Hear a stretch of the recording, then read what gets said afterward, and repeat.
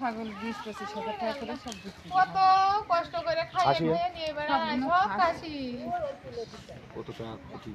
গতকাল রাতে একটা ঘটনা ঘটেছে, দুর্বৃত্তদের আগুনে গোয়ালঘরের কৃষকের যে এই গোয়ালঘরে ছিল 8টা ছাগল, সেটা পুরোটা ছুরি পুরো পুড়ে ঝলসে ছাই হয়ে গেছে এবং বসতঘর এবং কাঁথা বালিশও পুড়ে গিয়েছে।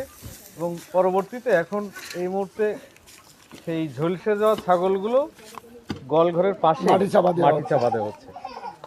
মানে এটা, তবে পুলিশ এসেছিল, তদন্ত করছে। সরকারবাদী একটা মামলা হওয়া দরকার এবং যারা এই কাজের সাথে যুক্ত তাদের সর্বোচ্চ শাস্তি দাবি করছে। এবং এই দেখতে পাচ্ছেন যে এই বিভৎস যে ছাগলগুলো পুড়ে ঝলসে যাওয়া, পুড়ে ছাই হয়ে যাওয়া ছাগল পাশে গোয়ালঘরে কবর খুঁড়েই পুঁতে ফেলা হচ্ছে।